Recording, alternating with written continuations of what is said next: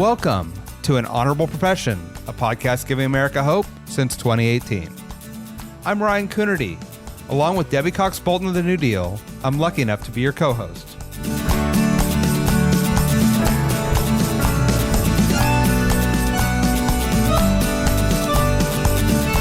An Honorable Profession is a New Deal Leaders podcast. The New Deal is an organization that supports the next generation of American leaders. From attorneys generals to state senators to mayors to school board members, these are the people that are pushing policies and politics that will respond to climate change, rebuild our economy, address racial injustice, and restore our democracy. These are incredibly talented people who have dedicated themselves to public service when their country and their communities needed it the most. Check out newdealleaders.org to see what I'm talking about. I'm your co-host, Debbie Cox Bultan. Welcome to the second episode in our special series on elections and democracy in honor of September's National Voter Registration Month. This week, I speak with Maggie Toulouse Oliver, Secretary of State of New Mexico.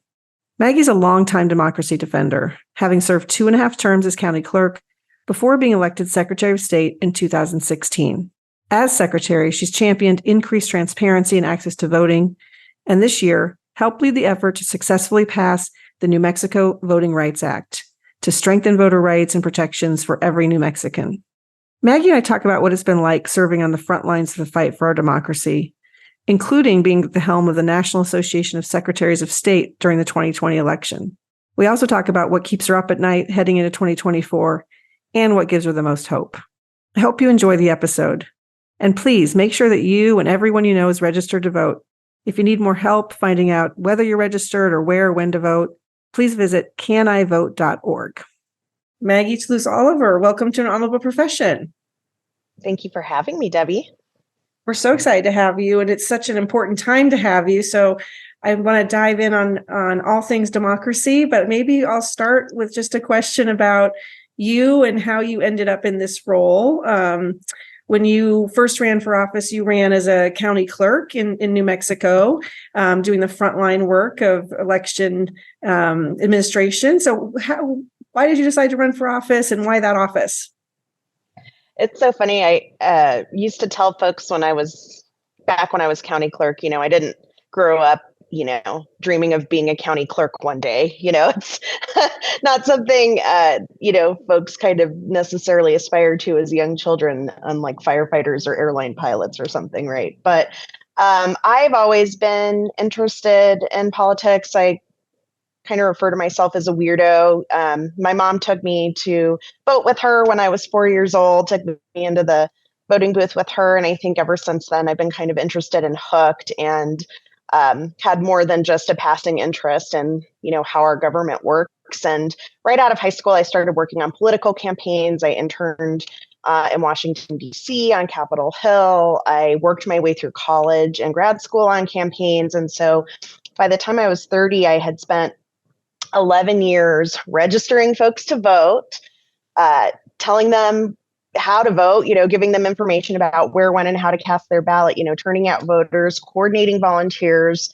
And I worked a lot with our county clerk's office. And, what happened was our then county clerk was elected Secretary of State, and it created a vacancy in the office. I was transitioning out of my last job. And so I thought, why not? I'll just throw my hat in the ring. Plus, at that time, there were very few young women in elected office. I saw a lot of women who were older, and I saw a lot of young guys running for office. I was a little bit frustrated by the fact that there weren't that many young women. So I thought, well, let me put my money where my mouth is. Plus, I think I can do this election thing. I think I would be good at this. I have the skills and I have the interest. So that's sort of, that's all she wrote. I got the appointment. I really dove right in head first, and it's been a complete adventure. And now I've been running elections for almost 17 years. So there you have it.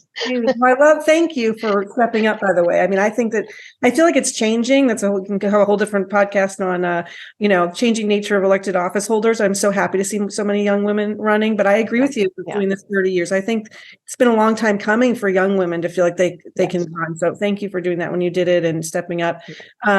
So, you transitioned then, as you said, to Secretary of State, where now you're seeing the whole state's elections. I want to get into we have a lot to talk about on like how crazy it is right now, but just maybe before we get there, you had done it on a local level, really administering elections, and then that transitioned you to Secretary of State where you were overseeing everything. I mean, how did that help you, having done the work on the ground, then being Secretary of State? How did that kind of work in that transition, and how has that informed your work as Secretary of State? Well, it is extremely helpful. I mean, there is a lot that involves working together with our local election administrators, our county clerks here in New Mexico. And I know that's the case in every jurisdiction, right? Because even though my role now is more of an oversight, a policy making role, a role in providing technology and guidance, and sort of paving the way for the clerks to do their job, which is actually implementing the elections. Knowing and understanding their job is really important because I can't give them the tools and resources they need if I don't understand what it is that they need, right? But what I will say is that, it doesn't mean that, everything I do is geared toward elections. I think it's so much of a bigger role, but I'm really glad that I had 10 years as county clerk so that I could deeply understand the election process and understand what our clerks need and the challenges that they face. Yeah, absolutely. So let's talk about how things have changed maybe in the last 8 years. Being someone who's involved in elections, which was probably, I won't make assumptions, but a little bit making assumptions, probably more of a sleepy role that, critically important, but not a ton of attention. And obviously we are talking now after, the second indictment related to election, interference, tampering, attack on democracy of our former president. So tell me a little bit about what that's like to be, how the role has changed maybe now that there is so much more of both an increased actual attack on our democracy, mistrust in our democracy, but also, you being kind of in the spotlight on that and having to talk to people about that.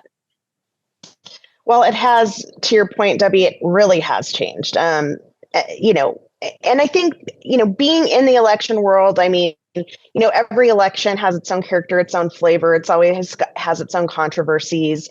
As an election administrator, things always pop up. There are unanticipated problems and challenges. That is not different. What is different is that the folks who are unhappy with the outcome of the 2020 election for president have decided to completely demonize election officials around the country. They've bought into this, as we call it, the big lie, right? This myth that somehow, over 3,000 election jurisdictions across the country have engaged in this, mass conspiracy, right, to defraud voters. And so when you're trying to do your job, which is already an incredibly challenging job, you're trying to implement all of these different things and, balance access and security and do all of the, 8 million things that we do as election administrators under this now incredibly not only focused microscope, but it's antagonistic. And so, all our motives are constantly questioned. We're constantly being told that we are corrupt and we are, we're bad. We're trying to defraud the people of their right to vote and their right to have their person elected. So working in that environment is extremely challenging. As you know, Debbie, a lot of my colleagues and I have been threatened with violence for doing our jobs in 2020 and beyond. And while that's sort of, I would say, quieted down a little bit, I know we're all sort of staring down the barrel, so to speak, of next year and, going, what's going to happen? We know that there are going to be more threats. We know there are going to be more challenges. We know that we're going to have more aspersions cast at us. But I think in some ways, and this is the silver lining, I think in some ways, it almost sort of makes us even more deeply committed to the work because we are trying to navigate and protect our democracy through this really incredibly challenging time. What we are experiencing in this country is a threat and a challenge to our very democracy. And we are privileged to be in the position to protect it and try to steer it through this difficult time. And we are very committed to that. Yeah, well, we're so grateful for that commitment. And you really are heroes. I mean, I say it all the time, but, you and we have a couple other secretaries of state, Jocelyn Benson and Adrian Fontes, Michigan and Arizona, respectively, as you well know, who are New Deal leaders and, and you all who are kind of at the top of the food chain, if you will, and down all the way to the poll workers and to the people who oversee, local elections and count the ballots. I mean, democracy depends on citizens' engagement, right? And citizens participating in making the elections happen. I don't think people understand what a huge operation it is to run a national elections across the country. So to have those threats and the intimidation is just so disheartening. I think it's deliberate, of course, because I think that they're trying to disrupt our elections and undermine faith in democracy and undermine the ability to administer those elections. So it is incredibly frustrating. And I just, thank you for the work you're doing and for staying in the fight, even really at great personal risk to some extent. So it's really does not, it's noticed and appreciated for whatever that's worth. Well, thank you. And let me just say, Debbie, it's worth a lot. I mean, those thanks really do go a long way. And they mean a lot to me and to my colleagues. We don't go into this work to be thanked, we don't expect to be thanked, but especially under the conditions that we've been operating under the last few years, it really, it goes a long way. Thank you. I'm glad for that. We are talking in the lead up to voter registration month, which is so exciting and important. And so, I'm super glad you're here to do that because you've done a boatload of stuff as Secretary of State to try to help. This is not just an election few months before the election or during the election. I mean, this is work that you all do year round, and it's important to, to tweak things and to make sure that we're expanding the access to the ballot, that we're protecting and maintaining the security of our elections. So you were able to pass a big omnibus group of legislation with your legislature there to do some of that work in New Mexico. Tell our listeners kind of about some of those bills you were able to pass recently.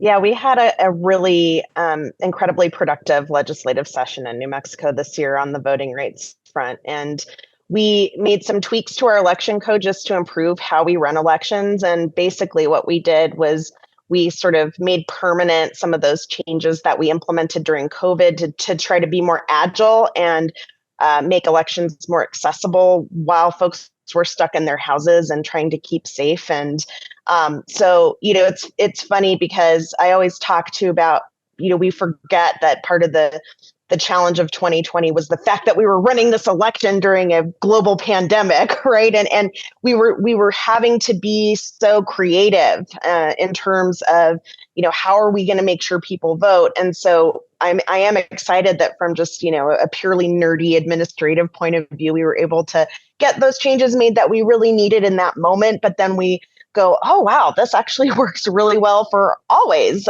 We would like to keep these provisions. So that was exciting. And then, I think the big one, maybe the sexy bill, right, was our Voter Rights Act bill. We had tried passing it last year without success. And so we kind of went back to the grindstone and made some tweaks and brought it back again this year.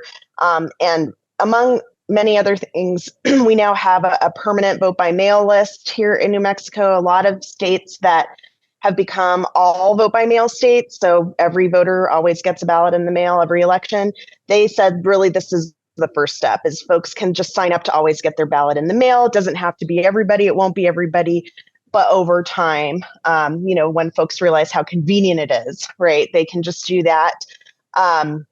We also made a huge step in terms of improving how we restore voting rights to our formerly incarcerated folks in the state. On paper, our previous law was really great. It said, once you've fulfilled the terms of your felony conviction, your rights are automatically restored. And it totally did not work that way in practice. It was a bureaucratic nightmare. And so we said, let's make this really simple. If you're out of jail, you can vote, right? And we know that, there's some other states where you can, incarcerated folks can even vote. But, that was sort of the big next step. And then I think the piece that we're all really proud of as a group of, pro-voter folks, me and the big coalition that helped the legislators, is we have the first of its kind Native Voting Rights Act, Native American Voting Rights Act codified into law, really giving a lot more power and say and flexibility to our Native American tribes, of which there are 23 federally recognized tribes in my state, on their tribal lands, to say, where, when, and how folks have the opportunity to cast a ballot.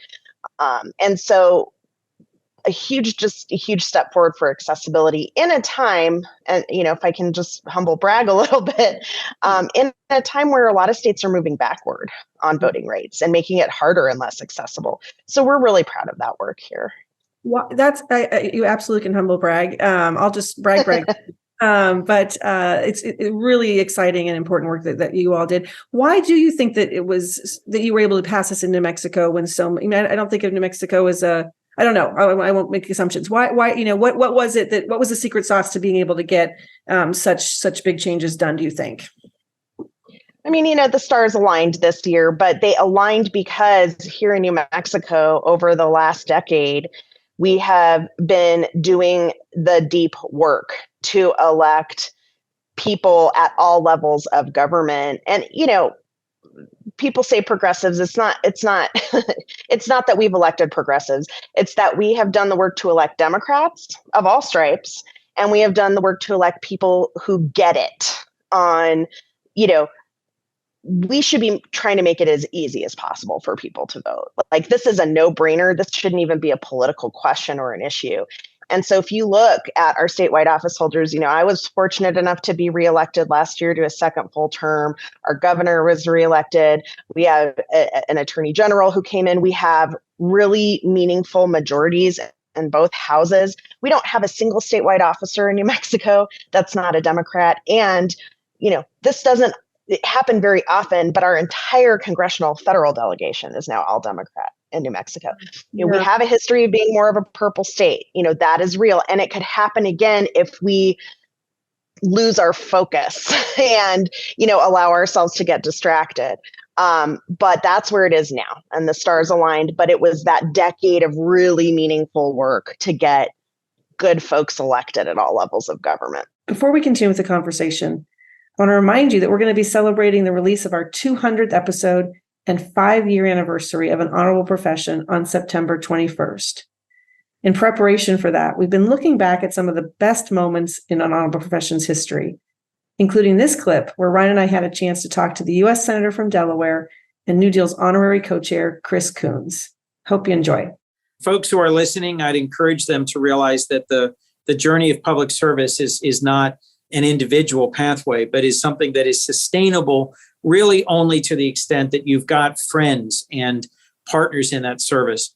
And I'll close by saying we deeply need people of character, people of goodwill, who are willing to dive in and to make a difference, to take up the challenge of public service, and to be determined and optimistic and bring their skills and their faith, their spirit, their personality into public service. So if there's anyone who's listening, come on in, the water's fine, and we need you. And you were head, I think, immediate past president even of the National Association of Secretaries of States, correct? So, I mean, there are certainly some, and we're seeing that play out in Georgia too, right? I mean, there are secretaries of state on our side who are doing the right thing as well. And I know, so I'm kind of, absolutely.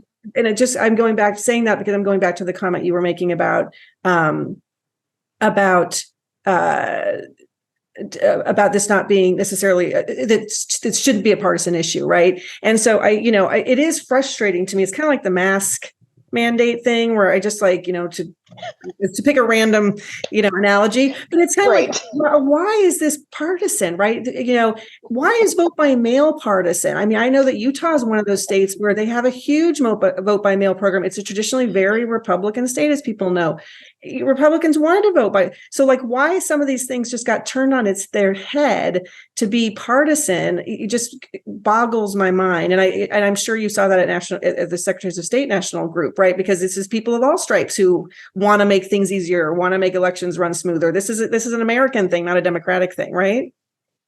I love that you bring this up because, so yes, I was the president of National Association of Secretaries of State in 2020.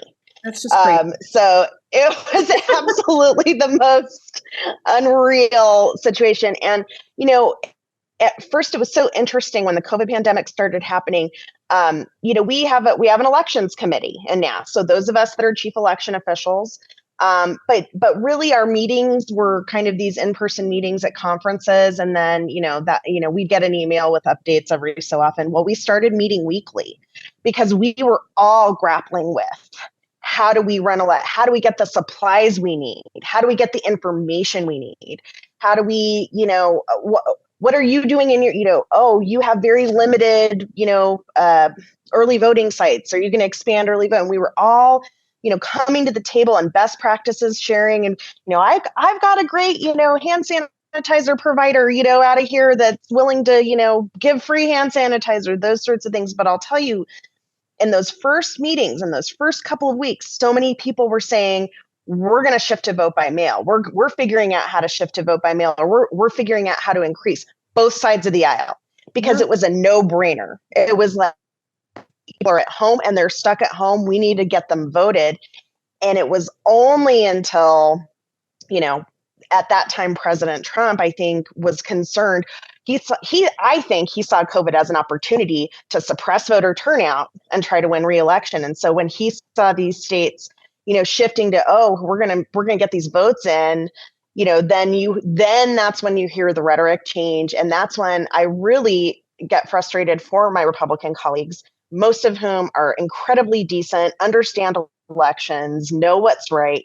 But then they were forced to have to pivot on their positions on these issues too, right? And so it just, to your point, it got turned on its head because of politics and because of one person wanted to win re-election, and now here we are. Yeah, it's so depressing because it's such an American issue, not but anyway, it is. Yes, it's important you remind us of that, because it is like when history books are written, like, we forget the pandemic piece. I'm glad you brought that up, because it's like, how did this all happen? Because we were in the middle of trying to figure out how to do an election in a pandemic. Of course, things were changing. And that's a super important point. I want to make sure I get to this other question for you about transparency, because I know it's something you care a lot about. And I think you work with the Annenberg School out of USC on some transparency communication issues. It feels to me like part of the problem, and I'll defer to you, is that people are not even, that our elections actually run pretty well, right? And that, and that some of this misinformation and disinformation is able to be spread and take hold because people just don't understand the process. What happens to my ballot after I send it in, whatever it is. So A, do you agree with that? And B, if you do, like, how can we help people? How can we be more transparent? How can we help people understand the process? Is that important in all of this, I guess? It is. And I think, so first of all, to your point, Debbie, most people don't understand the lifestyle of a ballot or the life cycle of a ballot. They, nor should folks necessarily, unless they really want to know, right? Like anything else we do in our daily lives, it's kind of been taken for granted. Now we have this increased piqued interest in election administration, again, with an antagonistic lens on top of it, right? But so we as elected or election officials have a couple of obligations. First of all, to provide as much information as we can in as digestible a manner as we can. And we're all kind of trying to figure out best practices on how to do that in a meaningful way that, clarifies confusion, debunks myths, and provides real accurate information. So that's really important.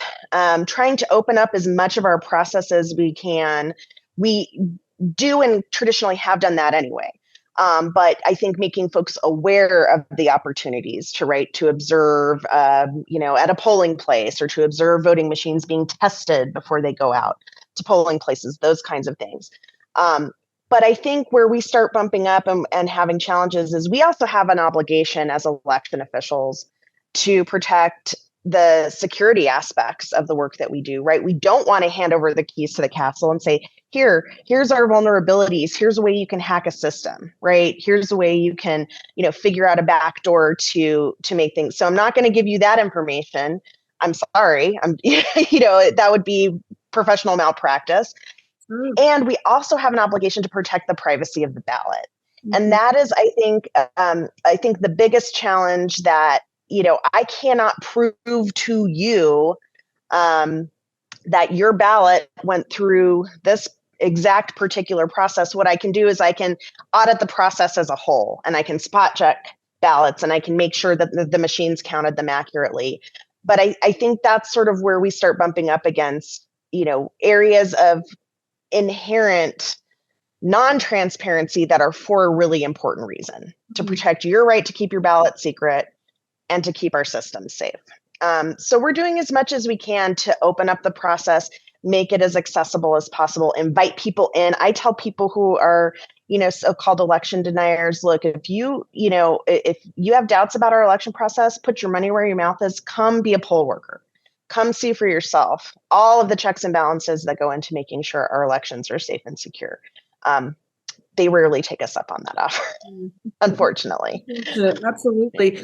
Are not because yours making a different point, but I will make a point, actually ask a question about the poll worker piece. Are you we talked earlier about kind of the violence and the threats of violence. Are you worried about, are you having any trouble recruiting folks for the elections, or are you seeing the opposite, like you said, where you've just doubled down on your, commitment to this work because of, that how important it is right now?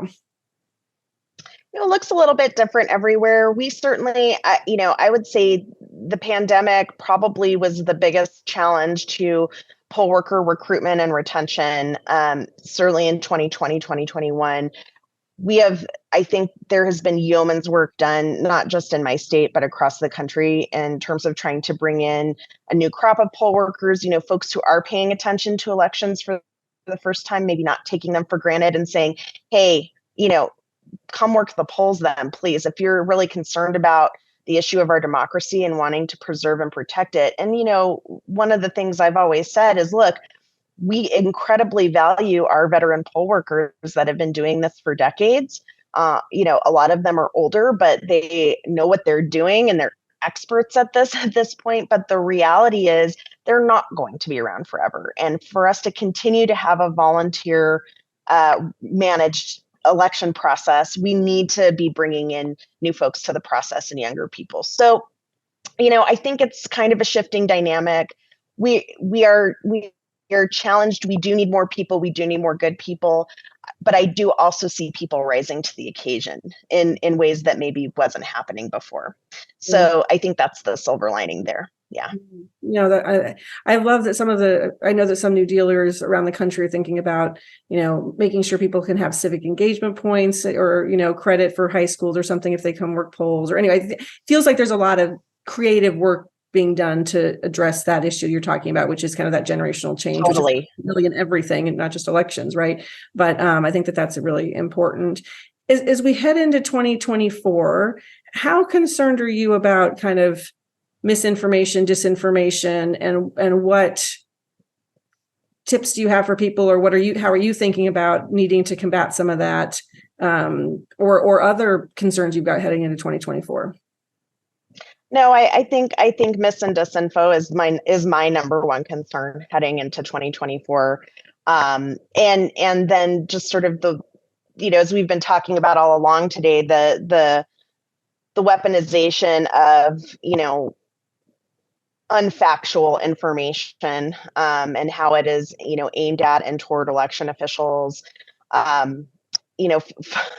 folks who are just bound and determined to believe the worst of, the Democrats, Republicans, independents, and everyone else who are running elections in this country. And they really do weaponize mis and disinformation against us. And it's not even so much that it is frustrating as election officials for us to deal with that. But what I think we are more concerned about, and certainly I am more concerned about, is the effect that it has on turnout and on folks, having faith and trust in the system and wanting to cast a ballot and, having confidence that their ballot was counted as cast. Because the challenge is, first of all, my megaphone or any of our megaphone is not as big as theirs is, right? And their coordinated efforts to, systematically reduce trust in our election process. But also, we do push back with factual information and we provide these opportunities. And I think, sort of transitioning to answering your question about what do we do about it, we just have to continually beat the drum of this is the factual information. This is how it actually works. If you have questions or doubts, come see for yourself. But the reality is that we just know that there is a group of people out there that, so I have a colleague, let me just really quick story to illustrate this, who is an election official, is a Republican. He's in one of the big states from 2020. I don't want to sort of out him with his story, but he said, my own father-in-law thinks I rigged the election. Oh, Lord. And he says, I asked my father-in-law, is there anything that I could show you? Is there any information I could give you? Anything that I could, if I could come up with something to show you that would change your mind? And he said, no, nothing's going to change his mind.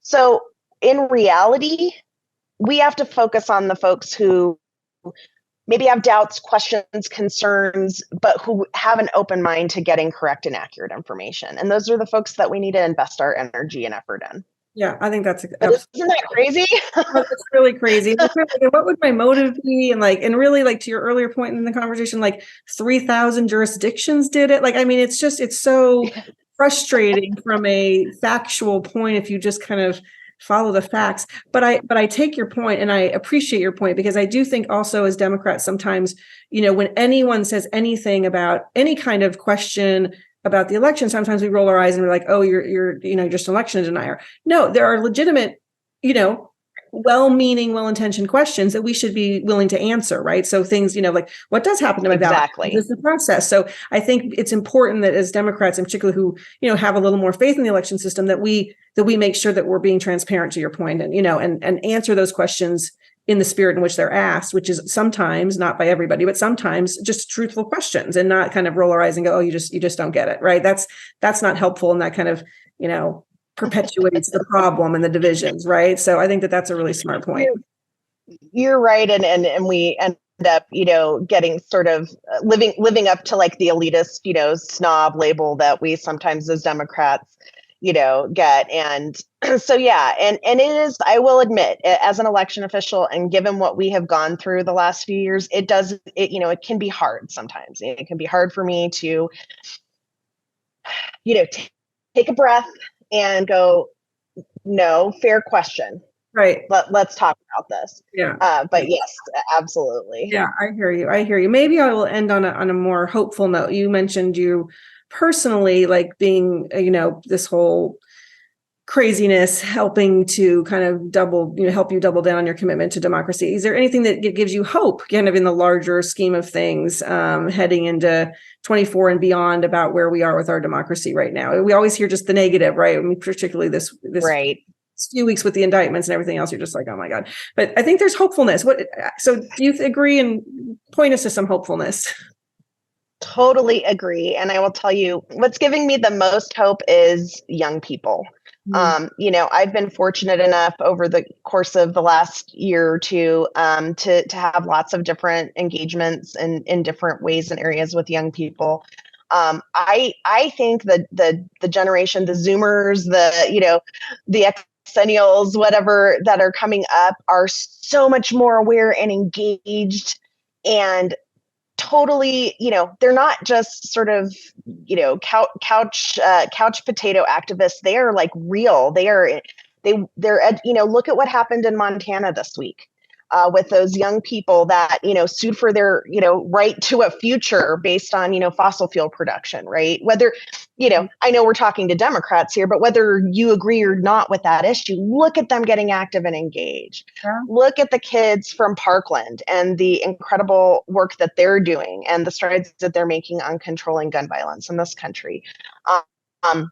So I am really amazed at them. I'm amazed at how aware, active, engaged, and psyched they are to do more. And I think we have a lot of hope for the future with that. Yeah, I love that. What a great way to end that. I love that. And we'll have a different podcast. We'll talk about parenting because I know you've got kids, I've got kids, and yes. and we'll have a different conversation about, raising kids who, and I'm amazed by my own kids and their knowledge and their, just how they are and interested. And, I agree with you totally wholeheartedly that it's actually really does give me hope for the future. They've got a lot of messes that people have made that they've got to sort out. So I know I'm glad they look like they're up for the challenge. They sure seem to be, and they are doing something about it. And I am just like, my hat is off and I'm just clapping every time I see them do something amazing. I love it. Well, I am so grateful for your time and thank you so much for joining us, Maggie. It was great to talk to you and just appreciate again the work that you and your colleagues are doing. It's, I don't think there's anything more important right now. So thank you so much. Well, thank you, Debbie. Thanks to NewDEAL. This is, it's been great so far to be a new member, a new part of the organization. I'm getting a lot out of it and I appreciate the opportunity to chat with you and chat with listeners, and looking forward to the more to come. Great. Thank you so much. Have a great day. Thanks, you too. Bye. An Honorable Profession is a NewDEAL Leaders podcast. Thanks to the team at NewDEAL for producing this episode. We encourage you to bring honor to public service, and because we keep things honorable, no tax dollars are used in the making of this podcast.